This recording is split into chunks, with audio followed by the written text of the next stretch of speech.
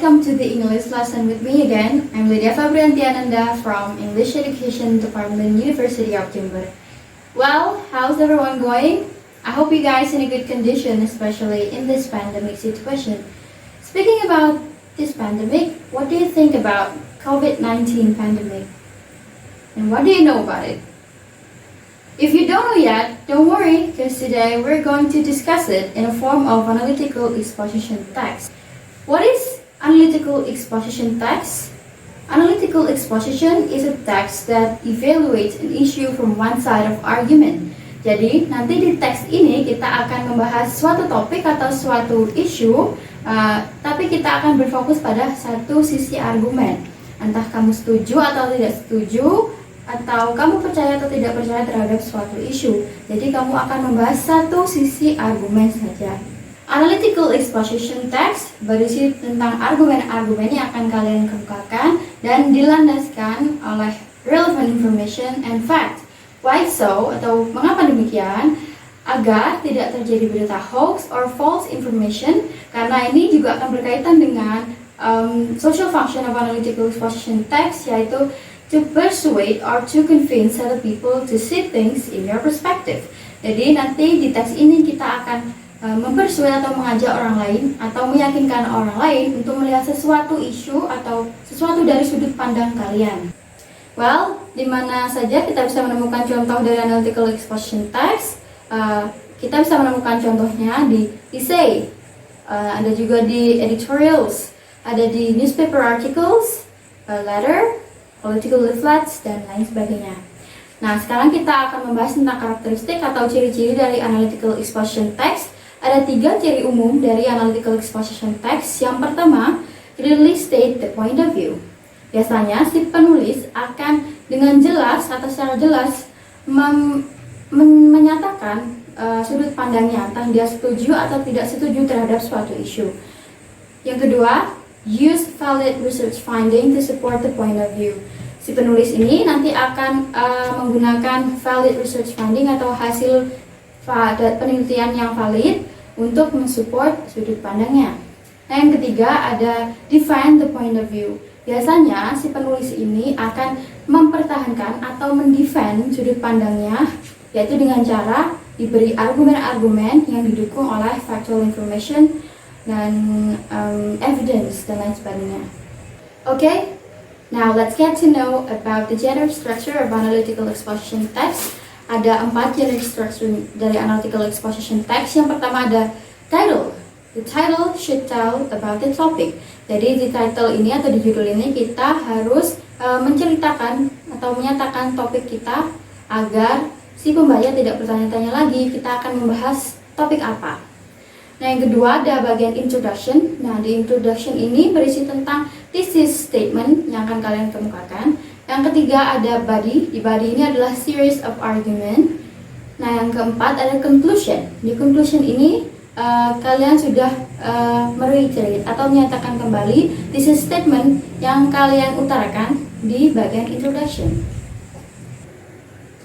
Next, kita akan membahas secara rinci tentang general structure of analytical exposition text. Yang pertama, title. Seperti yang saya sebutkan sebelumnya, title ini harus jelas ya. Kita harus menyatakan topik kita secara jelas. Nah, title ini kita bisa menggunakan kalimat tanya atau kalimat seruan. Misalkan topiknya ini tentang coronavirus 19 atau COVID-19.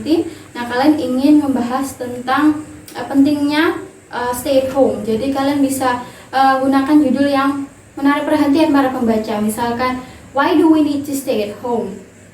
Atau please stay at home. Nah, judul-judul seperti itu nanti bisa menarik perhatian para pembaca untuk membaca teks kalian lebih lanjut. Nah, yang kedua ada bagian introduction. Di bagian introduction ini kalian sudah menyatakan thesis statement kalian.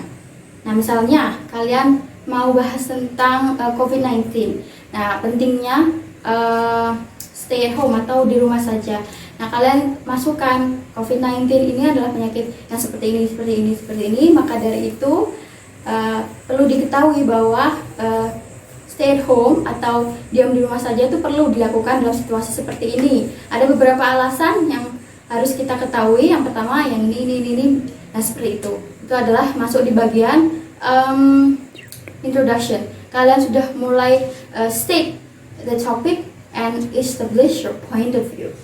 Nah, yang ketiga ada bagian body. Di body ini adalah series of argument ya.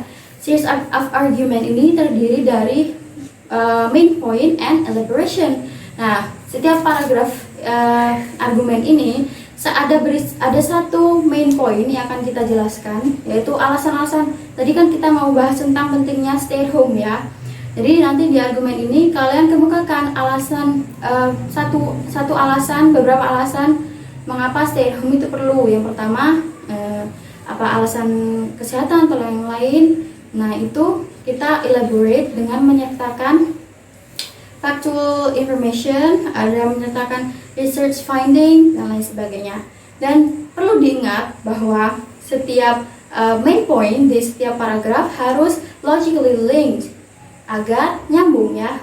Tidak boleh kita bahas satu isu ini tiba-tiba kita bahas yang lain, harus nyambung, oke? Nah, yang terakhir ada conclusion. Di conclusion ini kita sudah mereiterate atau menyatakan kembali thesis statement yang sudah kalian utarakan di bagian introduction.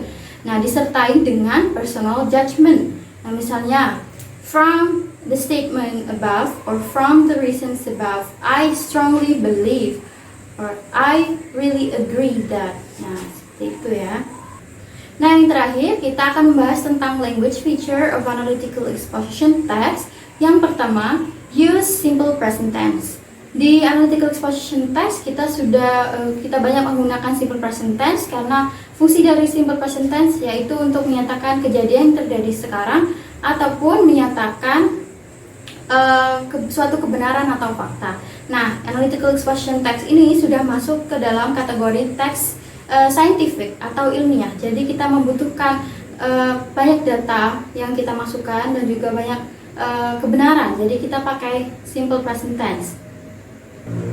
Yang kedua, gunakan emotive connotation. Emotive connotation itu seperti apa? Misalkan begini, instead of using bad, we can use favorable, unfavorable, ghostly, or terrible. Sama juga, instead of using good, we can use fantastic. Nah, kata bad dan good ini adalah kata-kata yang umum. Sedangkan unfavorable, ghostly, terrible, and fantastic ini adalah kata-kata yang orang jarang mendengar ini kan. Nah, kata-kata ini bisa kita gunakan di teks kita untuk jadi supaya orang lebih percaya dengan apa yang kita kemukakan, untuk menarik perhatian pembaca juga bisa. Yang ketiga, gunakan mental verb. Mental verb ini kebalikan dari action verb. Action verb itu adalah verb atau kata kerja yang aksinya kelihatan atau kita bisa lihat. Misalnya contohnya play, dance, cut, swim, dan lain sebagainya. Kalau mental verb adalah kebalikan dari action verb, berarti kita menggunakan mental atau aksinya tidak kelihatan. Misalnya seperti I prefer, I think, I like, I dislike, I doubt, dan lain sebagainya. Selanjutnya, gunakan saying verb. Saying verb ini contohnya people say, it is said, research indicates, dan lain sebagainya. Selanjutnya, gunakan causal conjunction. Contohnya seperti because, even though, despite, in that case, dan lain sebagainya. Nah, selanjutnya, gunakan facts and relevant information support your point of view. Nah, di situ di analytical exposition kita banyak menggunakan fakta dan informasi yang relevan untuk mendukung sudut pandang kita. Oke, sudah paham ya semuanya? Sekarang kita akan membreakdown contoh analytical exposition text, atau kita akan membahas mulai dari genre structure dan language feature-nya. Nah, sekarang kita akan membahas contoh dari analytical exposition text. Di sini ada sebuah teks, temanya atau topiknya ini tentang stay at home. Nah, kita baca dulu. please stay at home. The fact that the COVID-19 pandemic has infected more and more victims, I believe people should stay at home to ban the pandemic for some reasons. First, someone tends to get infected when they have physical contact with one another. Second, according to the research, people can spread the coronavirus for at least 5 days before they show symptoms. Finally, by staying at home, we can help to flatten the curve so that the hospital couldn't be overwhelmed. And terakhir, from the reasons above, I strongly believe that staying at home can reduce the spreading of coronavirus and help flatten the curve. Oke, sekarang kita akan membahas tentang general structure-nya dulu. Nah, di sini please stay at home. Ini sudah jelas ya, ini adalah title. Di title-nya ini dia jelas menunjukkan bahwa nanti dia akan membahas topik tentang stay at home. Nah, yang kedua di sini ada the fact that the COVID-19 pandemic bla bla bla bla, ini adalah bagian dari introduction atau introductory paragraph. Nah, yang ketiga di sini ada first, someone tends to get infected when they have physical contact. Second, according to the research, people can spread the coronavirus. Finally, by staying at home, we can help to flatten the curve. Nah, ini adalah bagian dari body. Nah, di sini ada kata-kata someone tends to get infected when they has physical contact. Ini dan sampai titik ini ya. Ini adalah main point. Main point ya, diingat. Dan by staying at home, they can minimize. Ini adalah bagian elaboration atau penjelasannya. Sama di kalimat yang ini juga, according to the research, people can spread the coronavirus for at least bla bla bla. Dan ini adalah bagian elaborationnya. Sekarang lanjut ke bagian yang ini. From the reasons above, I strongly believe that staying at home can reduce the spreading of coronavirus. Ini adalah bagian conclusion. Nah, di sini ada kalimat I strongly believe. Ini adalah personal judgment dari si penulisnya ini ya. Sekarang kita akan membahas tentang language feature-nya. Please stay at home. Dia menggunakan kalimat seruan ya untuk menarik perhatian para pembaca. Nah, yang kedua, kita cari kata-kata. Di sini ada kata-kata I believe. I believe ini dia adalah mental verb karena dia pakai kata believe di sini. Nah, di sini ada kata-kata someone tends to get infected. Ini adalah simple past tense. Someone tends to get infected. Dia pakai simple tense di sini. Nah, ini ada lagi kata-kata research indicates. Ini menunjukkan saying verb ya. Nah, sudah. Oke, sudah. Oke semuanya, sudah paham ya? Hari ini kita telah belajar tentang analytical exposition text. Apa itu analytical exposition text? Contoh, ciri-ciri, serta general structure dan language feature-nya. Oke, sekian pelajaran hari ini. Thank you so much for watching.